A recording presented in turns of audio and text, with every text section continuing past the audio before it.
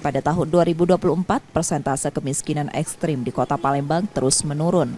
Menurut data BPS per Maret 2024, angka kemiskinan di kota ini mencapai 0,38%, yang merupakan terendah dibanding kabupaten dan kota lain di Sumatera Selatan yang angka kemiskinan ekstrimnya mencapai 0,59%.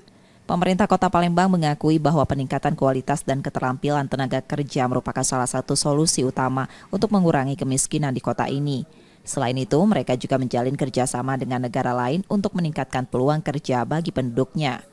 Otomatis bukan di semasa saja, ini akumulasi, kemudian pas saya masuk, kita genjot lagi Pak Indonesia turun, terus kita dorong para OPD terkait untuk menyalurkan tenaga-tenaga. Pemerintah Kota Palembang mengungkapkan bahwa persentase kemiskinan di 18 kecamatan di kota ini hampir seragam.